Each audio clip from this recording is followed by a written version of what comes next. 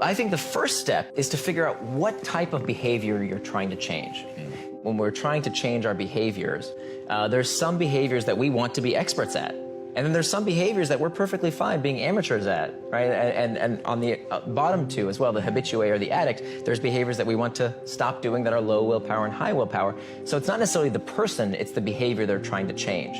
But I think you'll find it very difficult to become an expert at something if you use the same criteria that it takes to become an amateur at something. If your test to become an expert is this Mia, you actually won't have the grit and perseverance needed to power through the times that are shitty, that are hard. So most people's problems, I think, when it comes to the fitness space in particular, is that we train like we're experts, even though what we want is an amateur behavior. Right? We go to the gym and we have the mentality that we need a trainer and fitness programs, and we need to no pain, no gain, and it's gotta hurt or it doesn't work. And that's the expert mentality. I've written on this article you alluded to called Why Fitness Apps Make You Fat. Because what we find is that when you take that mindset in the expert quadrant of, I've got to figure out, the expert quadrant is all about figuring out your mistakes, and it's got to be in some way painful in a way, or you're not going to get better.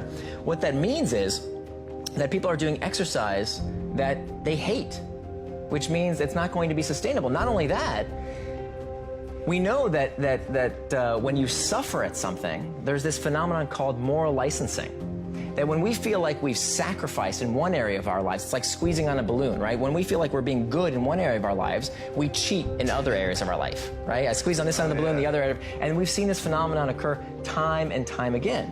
We find that when people buy green products, they're actually less kind. They're less likely to help someone who's just fallen down in front of them after they've sacrificed by buying an ecologically sound product. Some of the highest insurance rates on the road today are from a car that you wouldn't expect it. It's not Ferraris and Lamborghinis. Some of the highest insurance rates are for blue Priuses.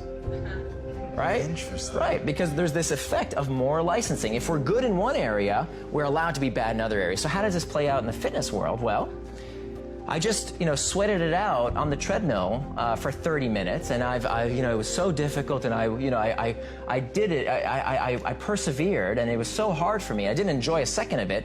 I deserve a Jamba Juice with 60 grams of sugar and 600 calories, even though I only burned 300 calories on the treadmill. Right. I deserve a reward. And unfortunately, bringing it back to the technology industry, a lot of fitness apps today only look at that side of the equation. They're only about getting your step counts because they're using the expert mode as opposed to the amateur mode. We talked about the top of that behavior change matrix, right? These do behaviors that are either low willpower or high willpower. At the bottom of that behavior change matrix are the don't behaviors, the things we want to stop doing. And so there again, we have low willpower and high willpower. So what I've utilized in my life is using a technique I call progressive extremism. Progressive extremism. And the idea is that, the problem with diets and the reason that diets make us fat is that they train our brains to anticipate scarcity.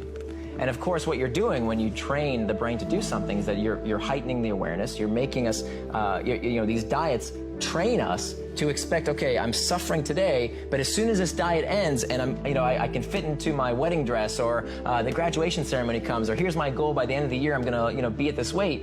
As soon as I free myself from that diet, and that's the problem. So instead of saying, a diet that has this time-based endpoint, what I advocate for is progressive extremism. So pick something that you want to stop eating, in this case, if food is is the behavior we're trying to change. And the criteria is pick something that you can give up without too much trouble, but you can give it up for the rest of your life. Why would I want to do something temporarily and then go back to eating the way I used to eat? That doesn't make any sense. Of course I'm going to gain the weight. I want to make a permanent change. And so I started out with the first thing that I excised from my life was candy corn. And so I just cut them out and say, I'm never eating candy corn ever again. And then what happened? And I kept track. I kept track of everything I gave up. And then maybe like a week or two later, I'd assess and say, hey, that wasn't so hard. What else could I give up? And then I would give up another thing. And another thing, then I think the thing I gave up was no sugary drinks in the house. Okay, I could have sugary drinks outside the house, no sugary drinks in the house ever again for the rest of my life. It's a rule, progressive extremism. So I went up this chart, kind of more and more and more things that I was giving up, until I gave up, just last June, I gave up refined sugars completely. It's just not something I do. Now, people have no trouble saying, oh, candy corn, easy, that's great. But then you say, okay, I'm going to give up all refined sugars, and people say, oh, that's not so cool anymore. Right. But of course, that's the natural progression. And what you're doing here is you're using this phenomenon of self-image. That when you talked about self-image earlier, and how we can actually utilize how we see ourselves to boost our willpower.